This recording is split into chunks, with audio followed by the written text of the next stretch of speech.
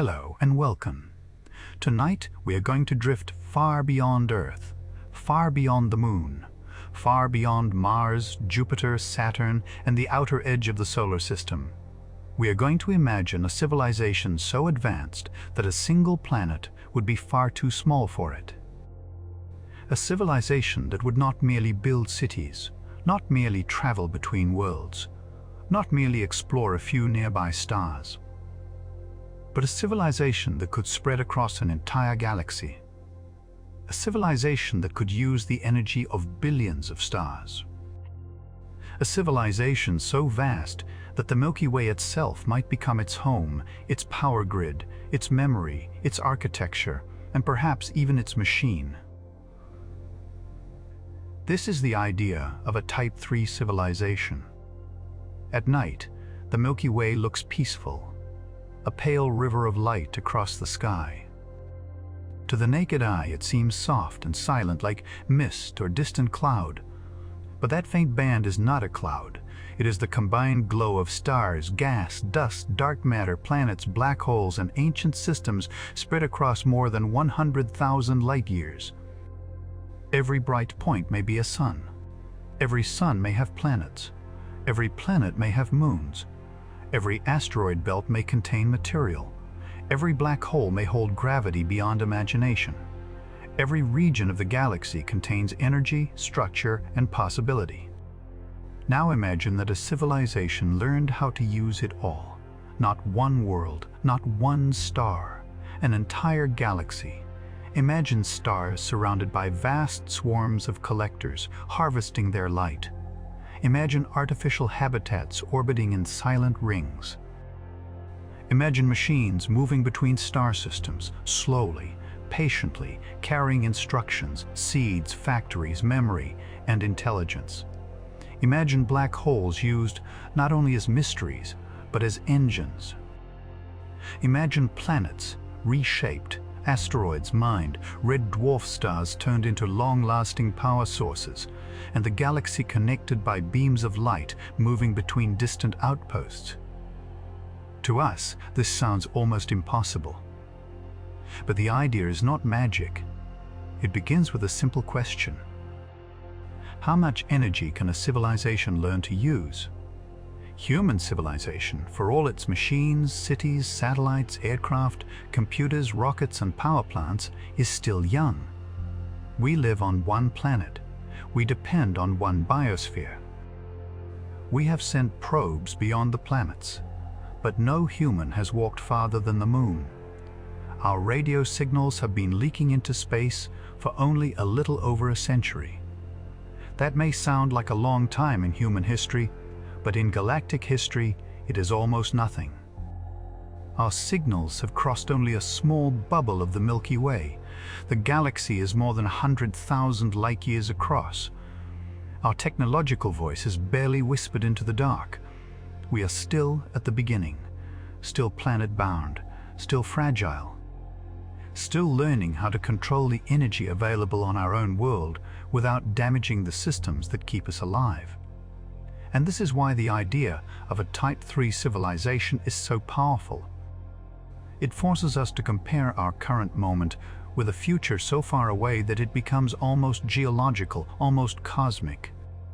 If humanity survives long enough, if intelligence continues to grow, if civilization avoids destroying itself, if it learns how to live with technology instead of being consumed by it, then perhaps one day it may climb beyond Earth. First to the Moon, then to Mars, then to the asteroids, then to the outer planets, then to the nearest stars. And perhaps after thousands, millions, or even billions of years, intelligence might spread through the galaxy. The idea of measuring civilizations by energy use is known as the Kardashev Scale. It was proposed as a way to think about how advanced civilizations might appear from far away, not by their art, their language, their philosophy, or their biology, but by the amount of energy they can control. A Type 1 civilization uses energy on the scale of a planet. A Type 2 civilization uses energy on the scale of a star. A Type 3 civilization uses energy on the scale of a galaxy, planet, star, galaxy, 3 steps, each one almost unimaginably larger than the one before. A Type 1 civilization might control the energy resources of its home planet. It might use sunlight, wind, tides, geothermal heat, nuclear power, and other planetary energy sources with enormous efficiency. It may be able to manage climate, prevent global catastrophes, protect itself from dangerous asteroids, and build a stable technological civilization across its world. Humanity is not fully Type 1. We are somewhere below it. We have planetary influence, but not planetary control. We can change the climate, but not yet wisely manage it. We can detect many asteroids, but not all. We can generate vast amounts of energy, but still rely heavily on limited and damaging sources. We can communicate instantly across Earth, yet still struggle to act as one species. So, even Type 1 is not simple. It may require not only technology, but coordination, not only energy, but wisdom. A Type 2 civilization is a far greater leap. It would use the energy of an entire star. The most famous idea for this is a Dyson sphere, though the word sphere can be misleading. A solid shell around a star would probably be unstable and difficult to build. A more realistic version is a Dyson swarm, countless satellites, habitats, mirrors, collectors, and machines orbiting a star, capturing a large fraction of its light. A Type 2 civilization might not live on planets at all. Planets are small, limited, and inconvenient compared with the energy available in space. Around a star, there is room for trillions of artificial habitats, each warmed by sunlight, each built from asteroids, moons, and dismantled worlds. Instead of depending on one planet's surface, such a civilization could spread into orbital space, building where energy is abundant and gravity wells are shallow. A star becomes infrastructure. Its light becomes power. Its asteroids become raw material. Its planets become resources, gardens, museums, laboratories, or protected worlds. A Type 2 civilization might build cities in orbit, not because it must leave its home planet, but because space around a star offers vastly more room. It might collect sunlight with enormous arrays. It might move asteroids into controlled orbits. It might build artificial worlds with landscapes on their inner surfaces. It might use the entire solar system as one connected network. To us, this is already almost beyond imagination.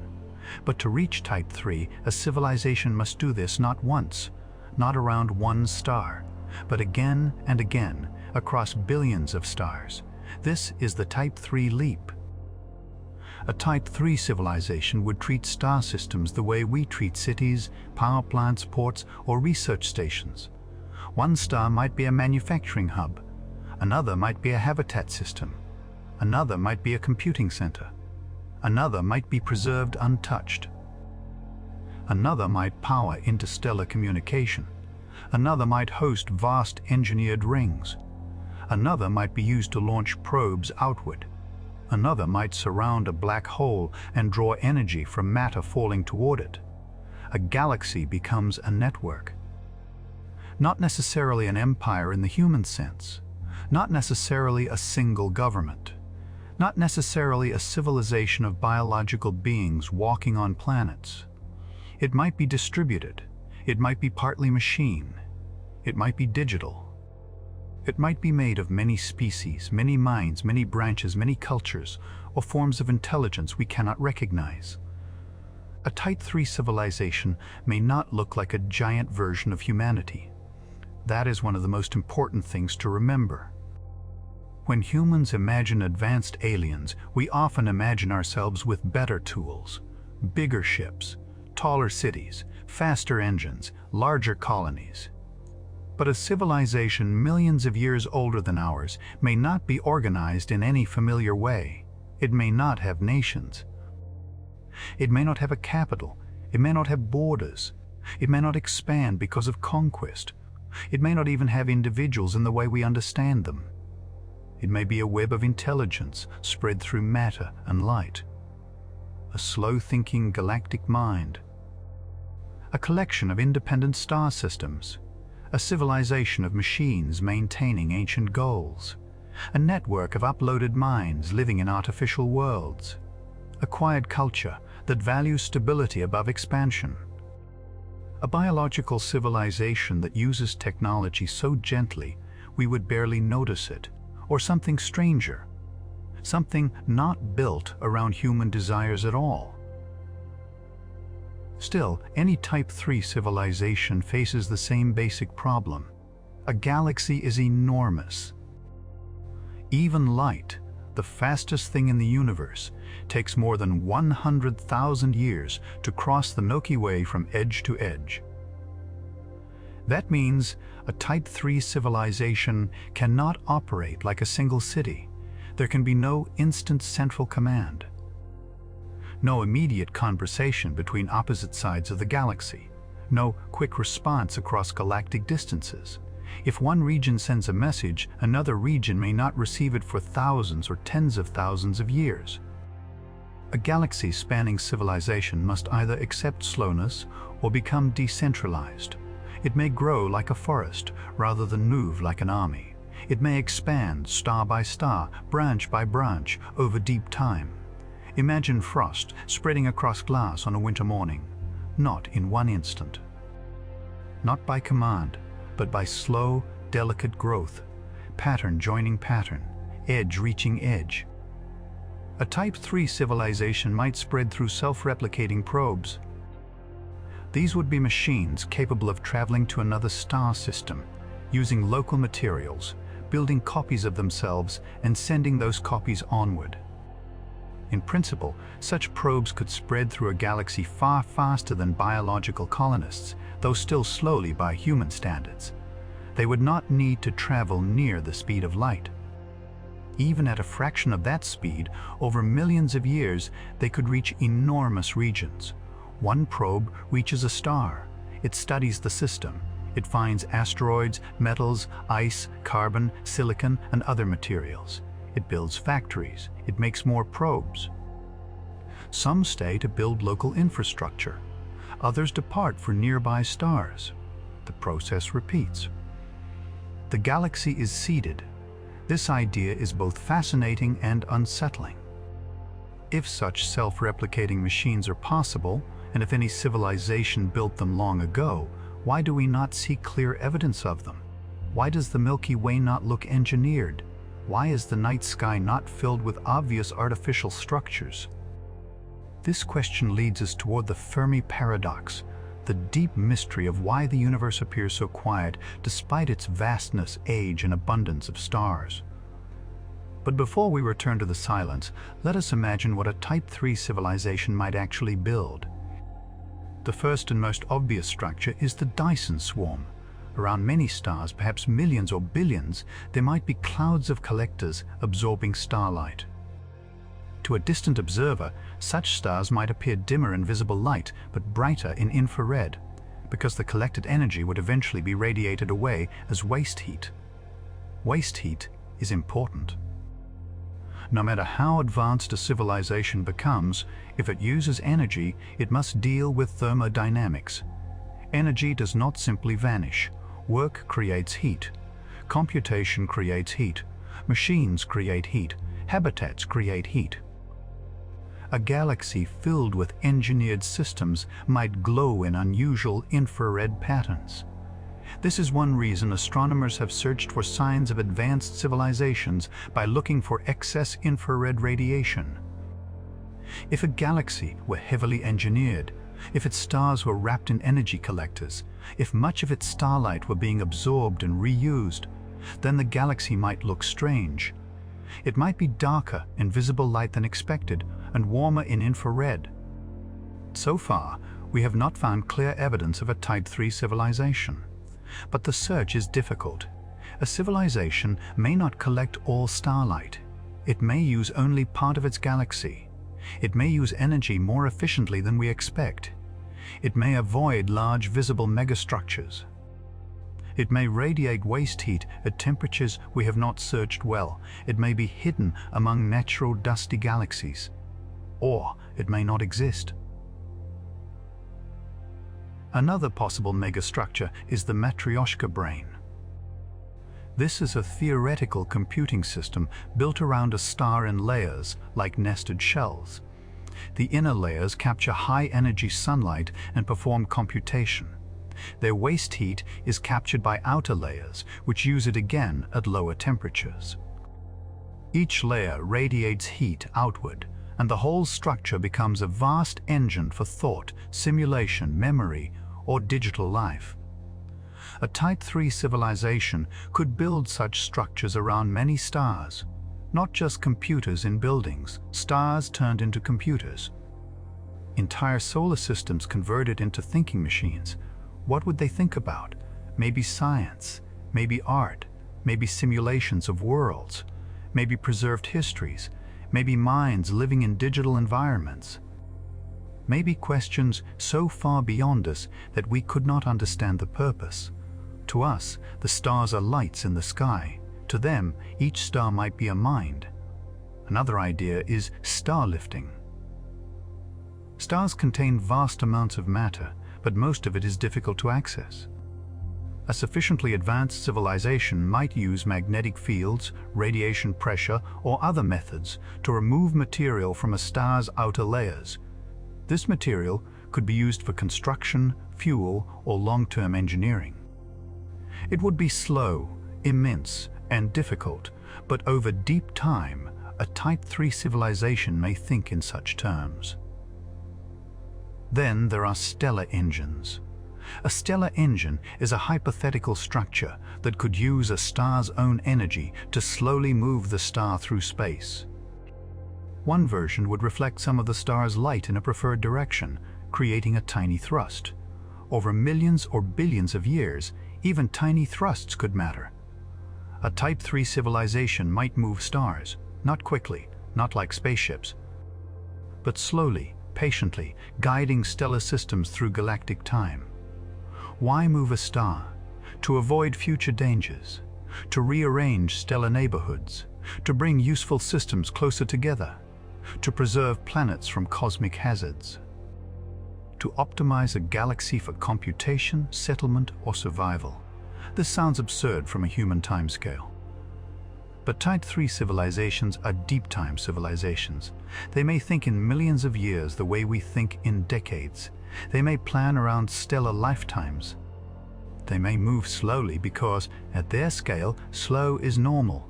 They may use red dwarf stars as long-term energy sources. Red dwarfs are small, dim, and incredibly long-lived. Many can shine for trillions of years, far longer than stars like the Sun. A civilization seeking long-term survival might prefer them. Around such stars, habitats could be built to endure far into the cosmic future. A Type 3 civilization may also use black holes. Black holes are not only places of destruction. They are also engines of gravity, rotation, and energy. Matter falling toward a black hole can release enormous amounts of energy before crossing the event horizon. Spinning black holes may contain extractable rotational energy in theory. Around supermassive black holes, advanced civilizations might build energy systems, computation systems, or extreme physics laboratories. The center of the galaxy could become a power hub, or a forbidden zone, or a sacred place, or a carefully managed engine. Again, we do not know. We only imagine. But each possibility shows the same thing. A Type 3 civilization would not merely live in the galaxy. It would interact with the galaxy as an environment to be shaped. Stars would be resources. Black holes would be tools. Nebulae would be raw material. Asteroids would be construction stock. Planets would be optional, not central. This is a difficult idea because humans are planetary creatures. We evolved under a sky, on land, under gravity, in air, with weather and oceans and sunlight. We think of a planet as home because Earth is home. But advanced civilizations may eventually realize that planets are not the best places to build large populations or large machines. Planets have deep gravity wells. They have weather. They have geological activity. They have limited surface area. They are beautiful, but not always efficient. Space habitats can be built in many sizes and shapes. They can rotate to create artificial gravity. They can be placed where sunlight is constant. They can be expanded, moved, repaired, or duplicated. A civilization with control over asteroid resources may build far more living area in space than any natural planet provides. So, a Type 3 civilization might not spread by colonizing planets. It might spread by building homes between them. A galaxy filled with artificial habitats might still leave many planets untouched. Perhaps advanced civilizations become less interested in planets over time. Perhaps they preserve life-bearing worlds as natural reserves.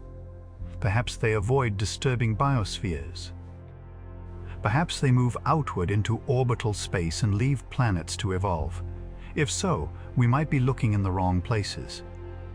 We search for planets like Earth because we know Earth has life, but a Type 3 civilization may not be concentrated on Earth-like planets. It may live around stars, in asteroid belts, near black holes, inside artificial structures, or in cold outer systems optimized for computation. It may not build radio towers on planetary surfaces. It may not send messages into space. It may not leak signals the way we do.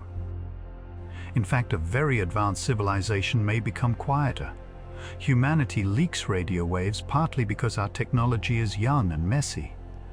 As communication becomes more efficient, more directed, and more fiber optic or laser-based, less energy may leak into space. An advanced civilization may not be loud at all.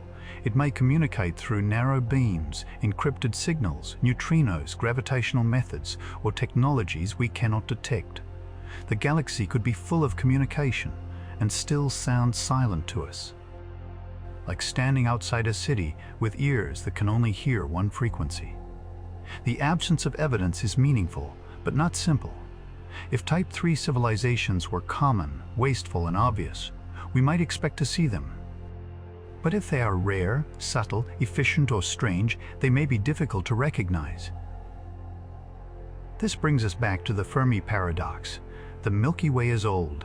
The Sun is about 4.5 billion years old, but many stars are older. Some planets in the galaxy may have formed billions of years before Earth. If life and intelligence arise often, then some civilizations could have had a head start of millions or billions of years. That is enough time to spread across a galaxy. Even slow expansion could fill the Milky Way on timescales shorter than the age of the galaxy. So where are they? Where are the Type 3 civilizations? Where are the Dyson swarms, the star engines, the artificial galaxies, the unmistakable technosignatures? Why does the Milky Way look natural? Why are the stars not obviously rearranged? Why is the sky not full of signals? There are many possible answers. Perhaps advanced civilizations are extremely rare. Perhaps life is common, but intelligent technological life is rare. Perhaps intelligence often destroys itself before reaching the stars. Perhaps civilizations choose not to expand.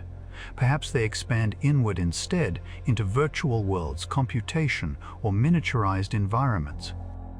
Perhaps they become sustainable and quiet rather than large and visible. Perhaps they avoid interfering with younger civilizations. Perhaps they are here, but hidden. Perhaps they use physics we do not yet understand. Perhaps the galaxy is harder to colonize than our simple models suggest. Perhaps interstellar expansion is possible, but undesirable.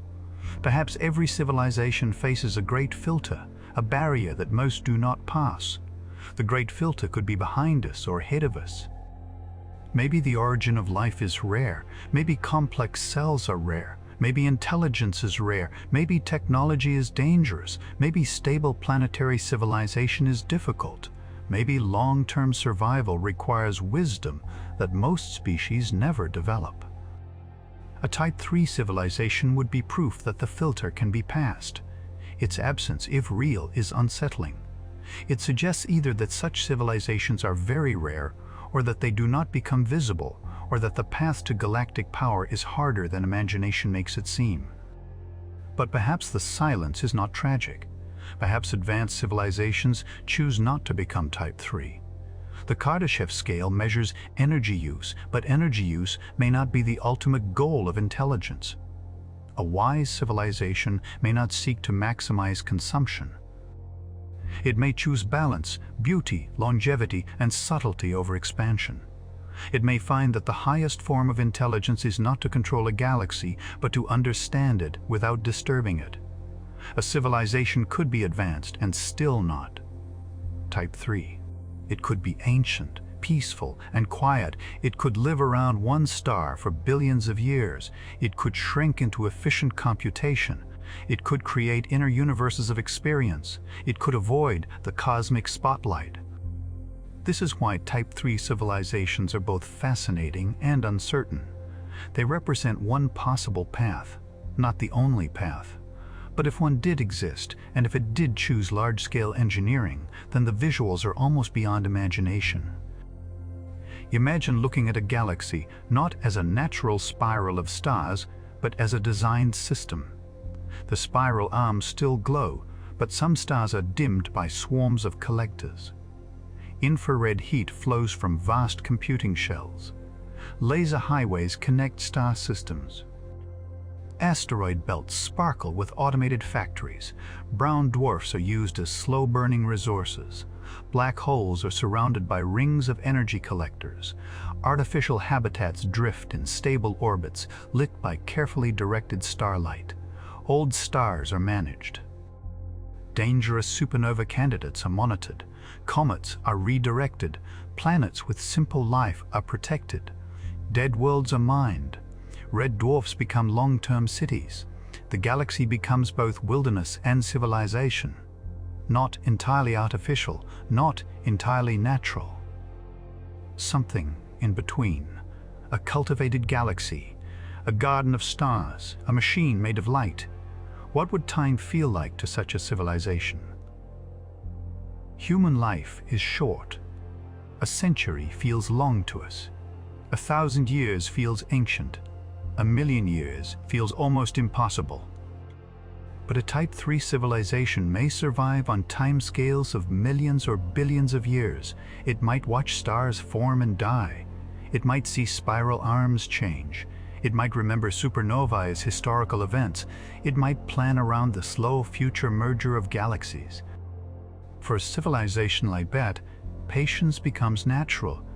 A project that takes 10,000 years may not be absurd. A message that takes 50,000 years to cross the galaxy may still be worth sending. A star moved slightly over 1,000,000 years may be an engineering success. A civilization at that scale is not fast in the human sense. It is deep, it is slow, it is vast. And perhaps that is why we struggle to imagine it. Human civilization is built around urgency. Days, years, elections, lifetimes, markets, crises, generations. A Type 3 civilization may be built around stellar time. It may think like a galaxy, slowly, distributed across light years, with memories older than continents. Now imagine what such a civilization might think of Earth. From far away, Earth is a small rocky planet orbiting a medium-sized star in a quiet region of the Milky Way. For most of its history, Earth would have shown life but no technology. Oxygen in the atmosphere, seasonal changes, oceans, clouds, vegetation. Perhaps a biosphere visible to careful instruments. Then, very recently, something changed. Artificial lights appeared on the night side. Radio emissions began. Atmospheric chemistry shifted. Satellites entered orbit. Nuclear reactions were detected. Spacecraft visited neighboring worlds. From the point of view of a million-year-old civilization, humanity's technological age might look like a spark, a brief flicker, promising, dangerous, unstable. We might not yet look like a civilization in the mature sense. We might look like a species in transition. one that has discovered powerful tools before fully learning restraint, one that can look into deep space but still struggles to care for its own planet, one that dreams of Mars while damaging Earth, one that can split atoms, build telescopes, decode genomes, and send machines beyond the heliosphere, yet still argues over basic survival. Would a Type 3 civilization notice us? Maybe. Would it care? We do not know. If it values young intelligence, perhaps Earth would be interesting. If it avoids interference, perhaps it would remain silent. If it is indifferent, we might be just another biosphere. If it is cautious, it might watch from far away. If it is gone, only ruins may remain. If it never existed, then the galaxy is quiet because no one has yet filled it. There is a strange humility in that. When we imagine Type 3 civilizations, we are not only imagining aliens, we are imagining ourselves from the outside. We are asking what civilization means. Is advancement measured by energy, by wisdom, by survival, by beauty, by the ability to protect life, by the ability to avoid self-destruction, by the ability to shape stars, or by the decision not to? The Kardashev scale is useful because energy matters. Without energy, nothing large can be done. But energy alone is not destiny. A civilization can become powerful and foolish. It can become efficient and invisible. It can become vast and gentle. It can become technological and self-destructive. A Type 3 civilization would have solved many problems of engineering. But would it have solved the problem of purpose? If a civilization can use a galaxy, what does it use it for? Survival, expansion, computation, art, exploration, preservation, power, curiosity, memory? Maybe the greatest structures in the universe would not be weapons, but archives. Perhaps a Type 3 civilization would store the histories of millions of worlds, every species, every language, every ocean, every extinct biosphere, every star system visited and understood. Perhaps the galaxy would become a library, or perhaps a sanctuary, or perhaps a mind. One of the most haunting possibilities is that Type 3 civilizations may have existed and vanished. The universe is old enough for civilizations to rise and fall long before humans appeared. A galaxy-spanning civilization might leave traces, unusual stellar distributions, artificial objects, ancient probes, altered stars, strange infrared signatures, or stable structures in unexpected places. But after millions or billions of years, even great works may fade. Machines break, stars evolve, orbits shift, dust accumulates, signals stop, civilizations may transform into something else. A Type 3 civilization could become invisible, not because it hides, but because it died long before we were here to notice. The galaxy might contain ruins beyond our ability to recognize. A dim star that once powered a megastructure, an asteroid rearranged by ancient mining, a probe drifting cold between stars, a pattern too subtle for us to see, or nothing at all. Maybe intelligence is brief. Maybe technology burns brightly and disappears. Maybe life is common, but galaxy builders are rare. This is why the search for technosignatures matters. A biosignature is a possible sign of life. A technosignature is a possible sign of technology. For Type 3 civilizations, technosignatures might be large-scale, not a single radio signal, but an unusual galaxy, not one artificial light, but waste heat from billions of energy systems, not one spacecraft, but patterns of stellar engineering. Scientists have considered many possible signs: excess infrared radiation, stars dimmed in unusual ways, galaxies with strange energy balances, narrowband signals, laser pulses, artificial atmospheric chemicals, unnatural movement of objects or structures around stars. None has yet revealed a confirmed, advanced civilization. But the search is young. We have not looked everywhere. We have not looked for every possible signal. We do not know what alien technology must look like, and we may be limited by our own assumptions. A civilization only a few centuries into technology trying to imagine a million-year civilization is like an ant trying to understand a radio telescope. The ant may walk across the metal surface, it may sense shape, warmth, texture, but it cannot know the purpose. Humanity may be in a similar position. We look at galaxies and stars with young instruments, asking whether anything appears unnatural. But we may not yet understand what advanced nature mixed with technology would look like. A Type 3 civilization might not announce itself.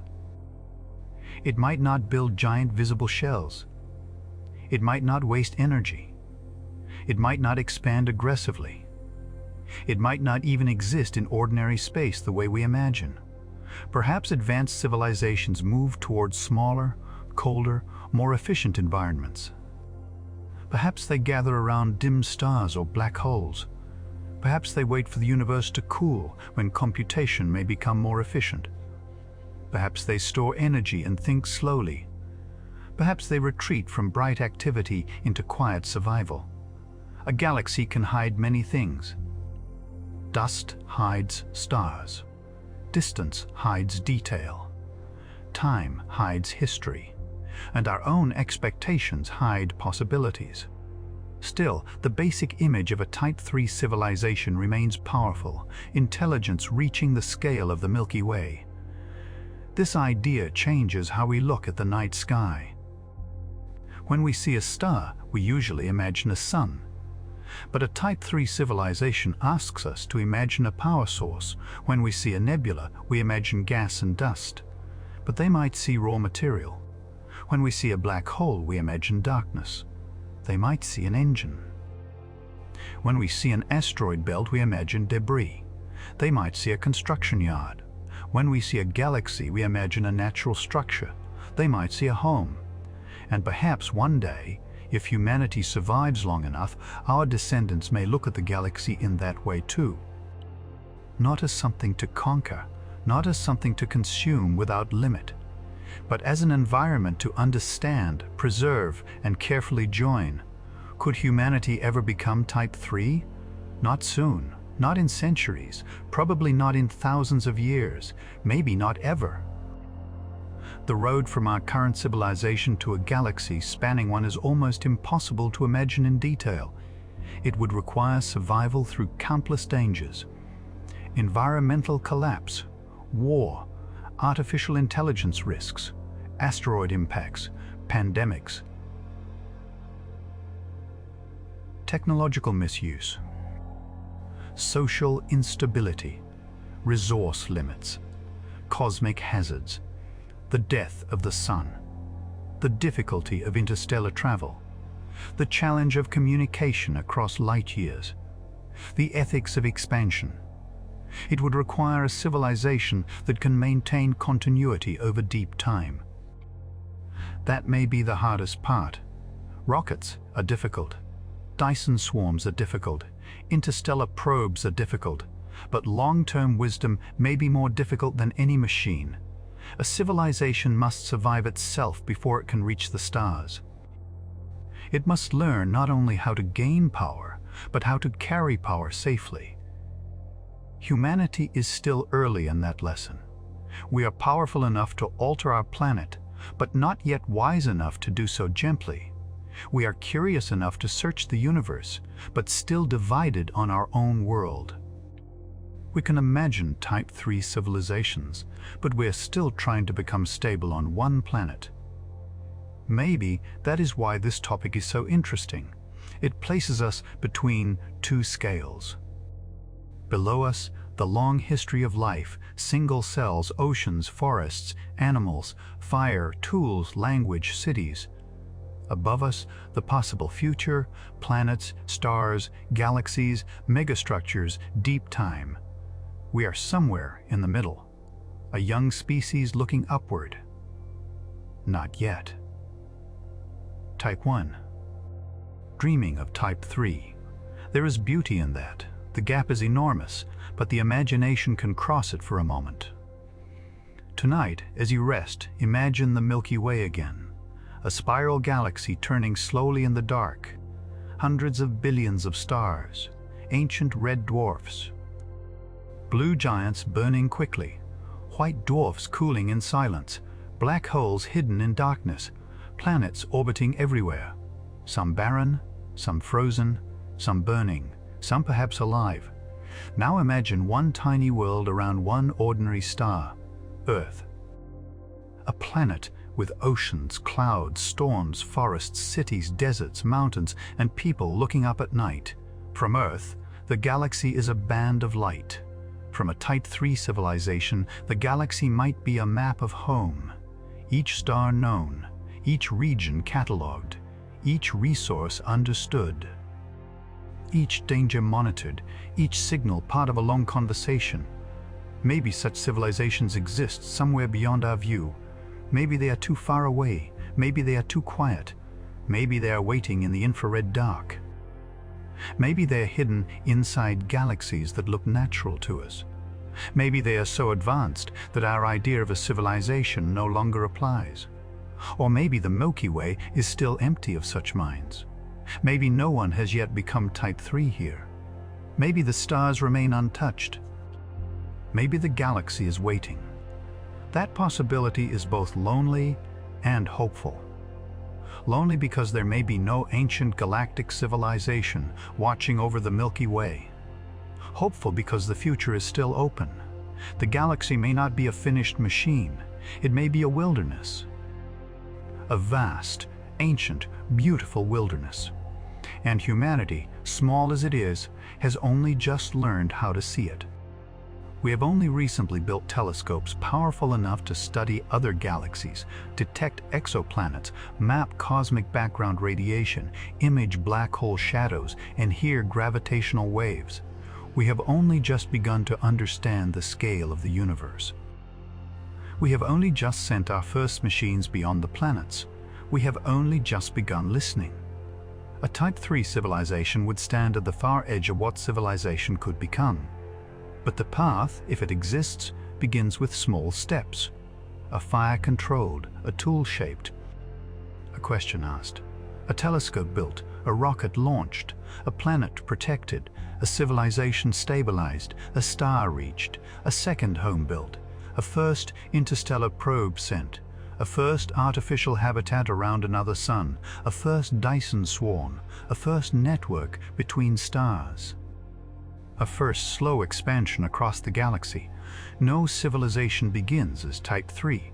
Every galaxy builder, if such a thing ever exists, must once have been small. Once it must have looked up, once it must have wondered, once it must have faced its own dangers and survived them. Maybe that is the most comforting thought. Even the most advanced civilization imaginable would have begun with a first question under a night sky. What are the stars? Can we reach them? Are we alone? What can we become?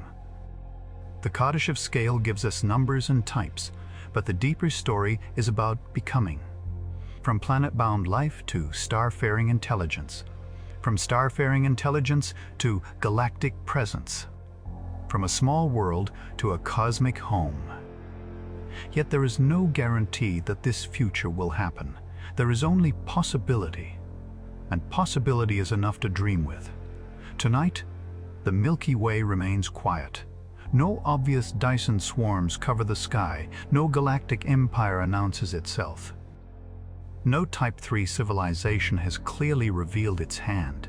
The stars shine as they always have, distant and calm. But in that silence, the question remains: is the galaxy empty of great civilizations? Or are we too young to recognize them? Are Type 3 civilizations impossible? Or simply rare? Are they hidden? Are they sleeping? Are they waiting?